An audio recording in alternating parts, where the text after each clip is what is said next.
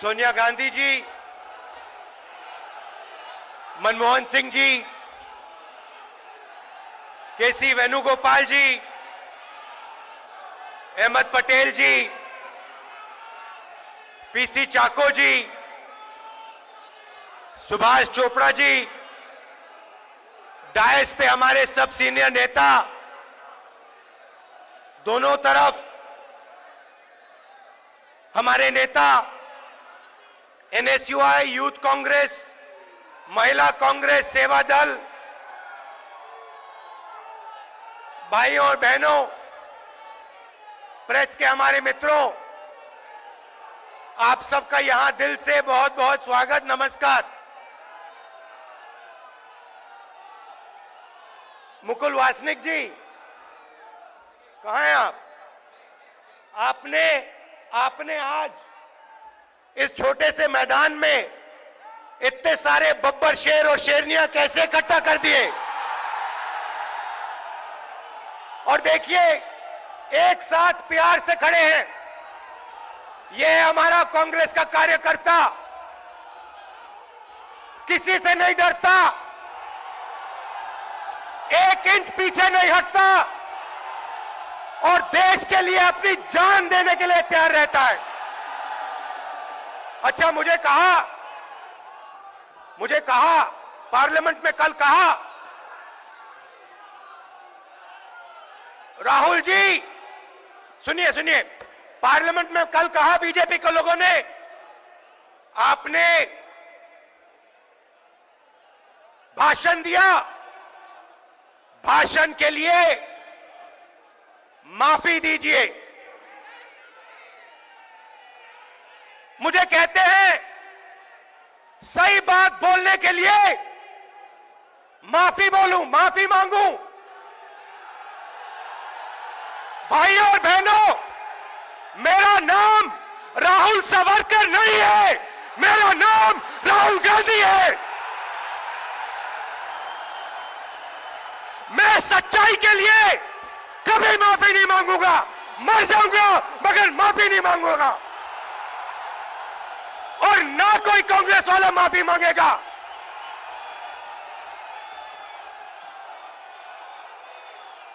माफी नरेंद्र मोदी को माननी है। नरेंद्र मोदी को देश से माफी मांगनी है, और उनके जो असिस्टेंट हैं अमित शाह, उनको देश से माफी मांगनी है। क्यों मांगनी है, मैं आज आपको बताने आया हूं। सबसे पहले ये देश की शक्ति, इस देश की आत्मा, इस देश की शक्ति, इसकी अर्थव्यवस्था थी। अर्थव्यवस्था है नहीं, थी। पूरी दुनिया हमारी ओर देखती थी, कहती थी ये हिंदुस्तान में क्या हो रहा है। ये देश अलग अलग धर्मों का देश, अलग अलग जातियों का देश, अलग अलग विचारधाराओं का देश मिलकर एक साथ 9% जीडीपी पर कैसे चल रहा है। एक तरफ चीन, दूसरी तरफ हिंदुस्तान। चिंडिया बोलते थे, चिंडिया। चाइना और इंडिया, दुनिया का भविष्य चाइना और इंडिया। और ये देखिए, ये प्याज पकड़े हुए हैं आज, ये प्याज पकड़े हुए हैं आज 200 रुपए, 200 रुपए। हिंदुस्तान की अर्थव्यवस्था नरेंद्र मोदी ने स्वयं अकेले नष्ट कर दी, खत्म कर दी। आपको याद होगा, 8 बजे रात को टीवी पर आए, भाइयों और बहनों, 500 रुपए का नोट, 1000 रुपए का नोट मैं रद्द करने जा रहा हूं। और हिंदुस्तान की अर्थव्यवस्था को नरेंद्र मोदी ने ऐसी चोट मारी कि आज तक जो नुकसान हुआ वो ठीक नहीं हुआ। आपसे झूठ कहा, आपसे झूठ कहा काले धन के खिलाफ लड़ाई है, काले धन को खत्म करना है, भ्रष्टाचार के खिलाफ लड़ना है, झूठ कहा। माताएं बहनों के घरों से, जेब से, युवाओं के जेब से पैसा निकाला और लाखों करोड़ रुपए अदानी और अनिल अंबानी के हवाले किए। उसके बाद गब्बर सिंह टैक्स, मनमोहन सिंह जी ने कहा, चिदंबरम जी ने उनसे कहा, इसको आप बिना पायलट प्रोजेक्ट मत लागू कीजिए, देश का नुकसान हो जाएगा। जो हमने बनाया है, पूरे देश ने प्यार से, खून पसीने से अर्थव्यवस्था खड़ी की है, नष्ट हो जाएगी। नरेंद्र मोदी कहते नहीं, मैं तो 12 बजे रात को गब्बर सिंह टैक्स लागू करके ही दिखाऊंगा। कर दिया। और हुआ क्या? 45 साल से सबसे ज्यादा बेरोजगारी हिंदुस्तान में आज। क्या 9% जीडीपी ग्रोथ रेट होती थी? आज 4% पे पहुंच गए हैं। और वो भी उन्होंने जीडीपी नापने का तरीका बदला, जीडीपी नापने का तरीका बदल दिया। तो अगर आप हमारे तरीके से, पुराने तरीके से जीडीपी नापो तो आज 2.5% जीडीपी ग्रोथ रेट है हिंदुस्तान का। भाई और बहनों, हिंदुस्तान के सब दुश्मन, मैं नाम नहीं लेना चाहता हूं, मगर हिंदुस्तान के सब दुश्मन चाहते हैं और चाहते थे कि हिंदुस्तान की शक्ति, हिंदुस्तान की अर्थव्यवस्था नष्ट की जाए। और वो काम दुश्मनों ने नहीं किया, वो काम हमारे प्रधानमंत्री ने किया। और फिर अपने आप को प्रधानमंत्री देशभक्त कहते हैं। पूरा का पूरा पैसा 2-3 उद्योगपतियों को पकड़ा दिया है। सब उद्योगपतियों को नहीं, इस देश में बहुत सारे ईमानदार उद्योगपति हैं। और मैं इस बात को मानता हूं कि अगर किसान इस देश को बनाता है, मजदूर इस देश को बनाता है, छोटा दुकानदार इस देश को बनाता है, तो ईमानदार उद्योगपति भी इस देश को बनाता है। मगर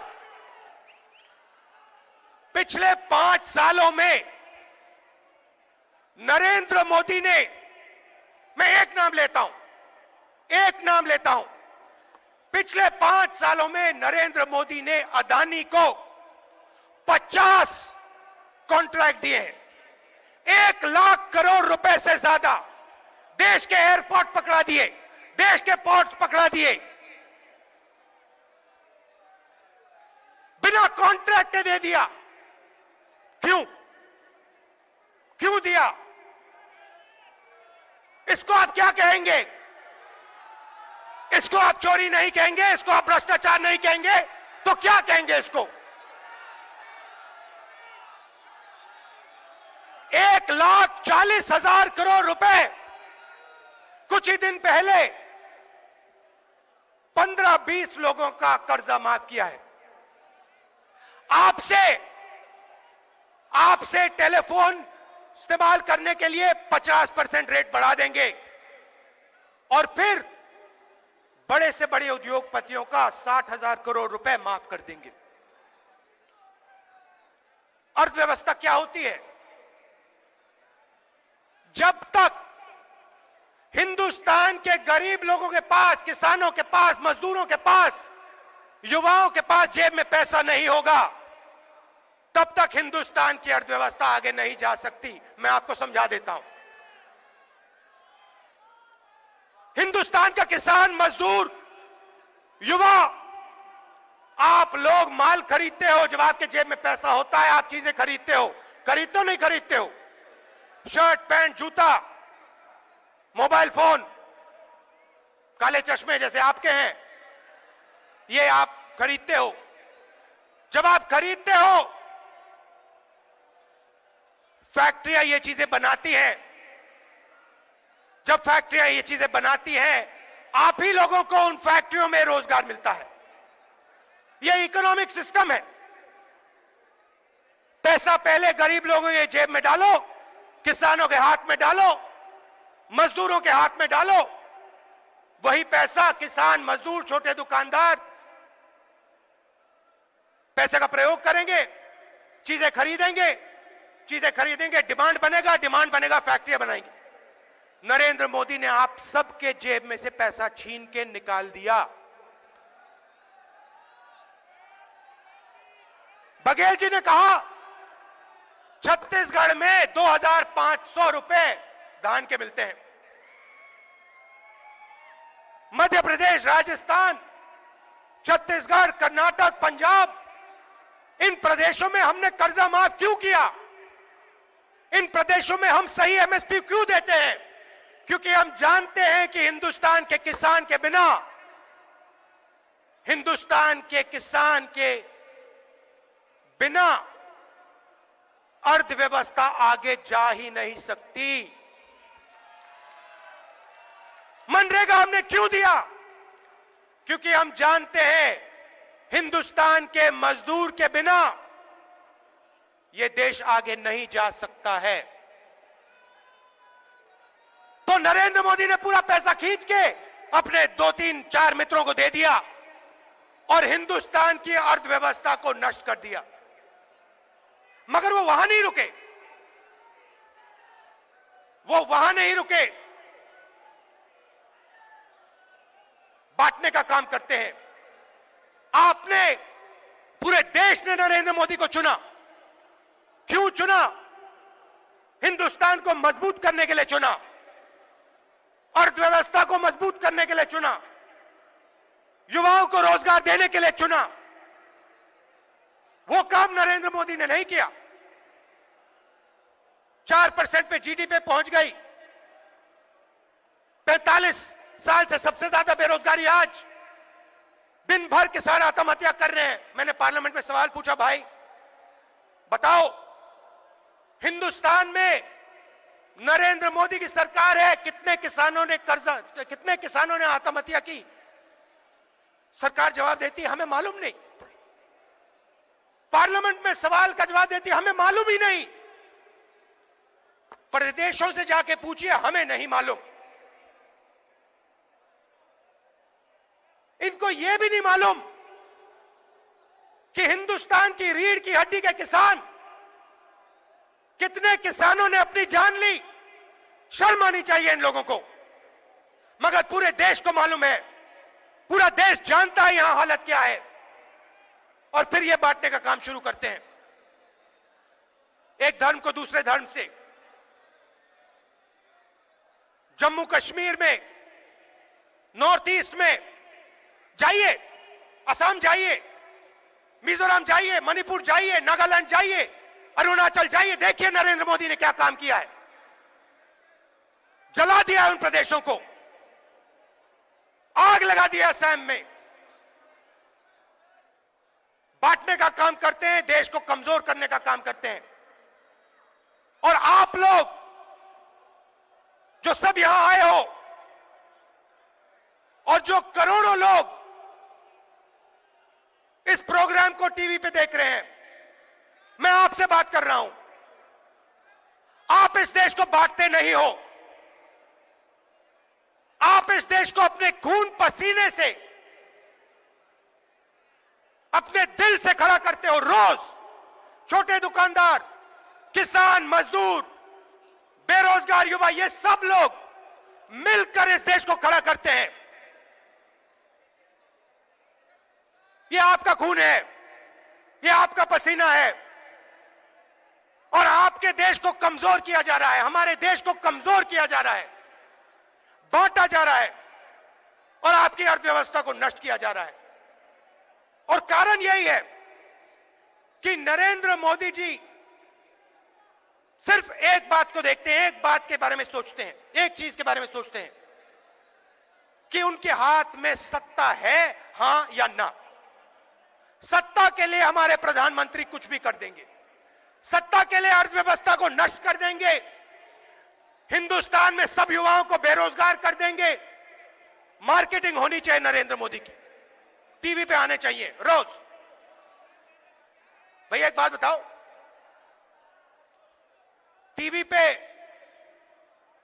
नरेंद्र मोदी रोज दिखाई दिखते हैं ना? कितने घंटे दिखते हैं? दिन भर दिखते हैं ना? भैया ये जो टीवी पे 30 सेकंड का जो एडवर्टाइजमेंट आता है कितने का आता है? लाखों रुपए का आता है ना? तो ये नरेंद्र मोदी जो दिन भर टीवी पे दिखाई देते हैं और हिंदुस्तान के बाकी नेता कोई नहीं दिखता। मनमोहन सिंह जी को आप टीवी पे देखते हो?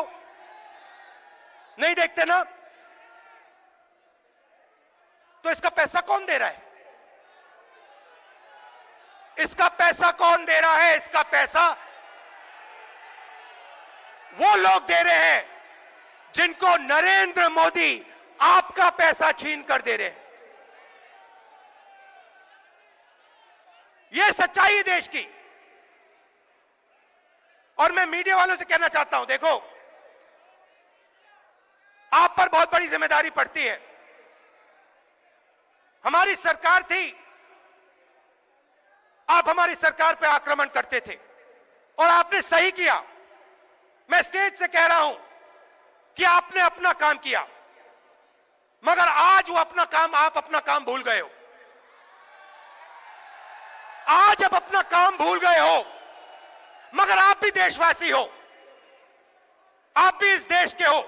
और मैं हिंदुस्तान के सब इंस्टीट्यूशंस के लोग से कह रहा हूं, हर इंस्टीट्यूशन में जो लोग बैठे हैं, चाहे वो हमारे कोर्ट्स में बैठे हो, चाहे वो मीडिया में बैठे हो, चाहे वो सरकारी ऑफिसेज में बैठे हो, चाहे वो ब्यूरोक्रेट्स हो, आप ये बात याद रखिए, जिम्मेदारी आपकी भी है। जब आपको दबाया जाता है, कुचला जाता है, धमकाया जाता है, आप पर आक्रमण होता है, मीडिया के लोगों पर आक्रमण होता है, तो यह आप पर आक्रमण नहीं हो रहा है, यह हिंदुस्तान की आत्मा पर आक्रमण हो रहा है। तो मैं आप सबसे कहना चाहता हूं, बहुत समय हो गया इस देश को डराया जा रहा है, दबाया जा रहा है। अब कांग्रेस वाला तो कभी डरता नहीं है। कांग्रेस वाला बब्बर शेर होता है, नहीं डरता किसी से। मगर मैं उन लोगों से कह रहा हूं जो सरकारी ऑफिसेज में बैठे हैं, जो मीडिया में बैठे हैं, मैं उन लोगों से कह रहा हूं, डरो मत। आपके साथ कांग्रेस पार्टी खड़ी है, मिलकर हिंदुस्तान के लिए हमें लड़ना है। और जो आज डर है, डर का माहौल है, नफरत का माहौल है, इस माहौल को हिंदुस्तान की जनता, कांग्रेस पार्टी, हम सब मिलके मिटा डालेंगे। आप सबका दिल से बहुत बहुत धन्यवाद। नमस्कार, जय हिंद।